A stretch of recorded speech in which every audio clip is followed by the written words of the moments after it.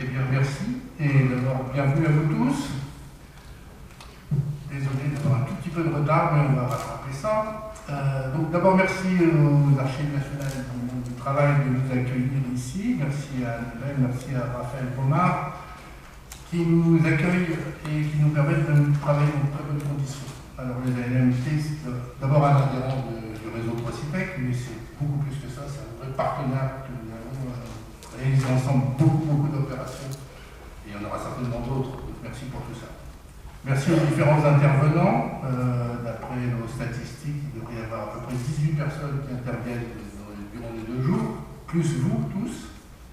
Alors merci à vous tous. Nous serons environ 60 sur les 2 jours, avec des origines relativement variées. Il y a des gens qui sont adhérents du réseau, il y a des gens qui sont adhérents à titre individuel, et puis beaucoup d'autres personnes qui nous rejoignent pour la première fois.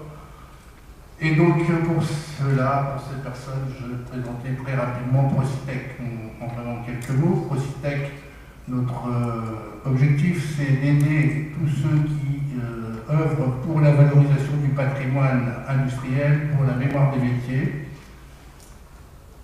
Nous sommes un réseau de 100 musées, à peu près, pas tout à fait, mais on y sera bientôt, 100 musées sur l'ensemble de la région Hauts-de-France, dans les 5 départements. J'en profite pour saluer celles qui viennent de très loin, les adhérents de l'Oise, qui sont relativement loin, mais aussi le Pas-de-Calais, la côte, c'est aussi très loin. Et puis beaucoup de participants de Belgique, on a de nombreux adhérents en Belgique. Donc bienvenue à vous tous. Donc un réseau de 100 musées, mais aussi un groupe de près de 130 personnes particulières, individuelles, passionnées comme vous par la valorisation de la mémoire des métiers. Alors pourquoi on est là aujourd'hui? En 2 mots. Un premier constat, c'est qu'on a dans notre réseau un véritable savoir-faire sur la valorisation du patrimoine matériel. On sait préserver des objets, on sait restructurer des bâtiments, on sait garder des archives.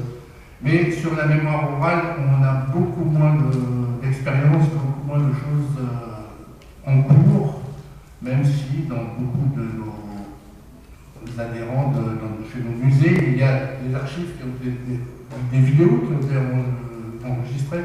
Il y a une question de conservation, il y a une question de valorisation. Alors, on a mené depuis quelques années de nombreuses expériences chez certains de nos adhérents, je pense à la manufacture entre autres, mais aussi nous en interne au niveau de Procitec, en enregistrant des témoins de toute une époque.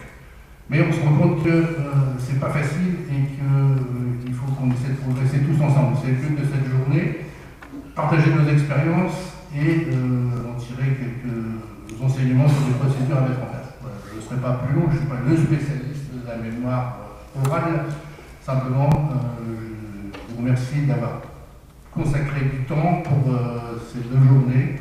C'est la preuve que vous nous faites confiance. Maintenant, c'est à nous de ne pas vous décevoir. France, c'est une histoire à raconter, un passé à découvrir, une culture à partager.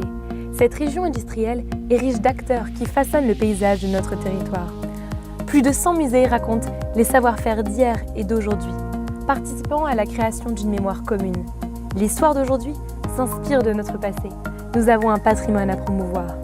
Une initiative collective est née, rassemblant ces multiples acteurs, musées, industries, bénévoles, dans un mouvement de transmission.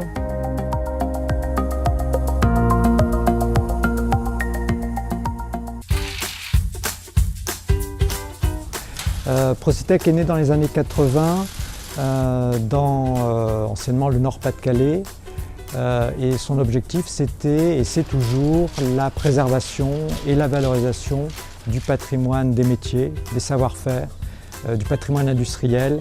Procitec c'est en effet concrètement un réseau d'une centaine de musées et d'associations qui valorisent et qui préservent un patrimoine des savoir-faire. Procitec est un support, est une aide dans la communication. Les passes intersites permettent de se faire connaître. C'est un support aussi au niveau qualitatif et également un support plus informel dans les échanges que l'on peut avoir entre différents responsables de site. Alors nous avons rejoint l'association Procitec en 2009 Les motivations, c'était de pouvoir ouvrir notre musée et ses collections vers le public français, de pouvoir gagner de nouveaux publics et de pouvoir aussi participer à la mutualisation des compétences. Donc la manufacture fait partie du club textile, donc c'est un club qui s'est monté à l'intérieur d'Oprocitec, qui rassemble donc des acteurs du textile, que ce soit des musées ou des associations qui traitent du textile. Ça nous a permis de développer des projets ensemble, comme une publication. La force du réseau, c'est d'être nombreux, avec des composantes, des adhérents très diverses et variés dans leur taille, dans leur structure.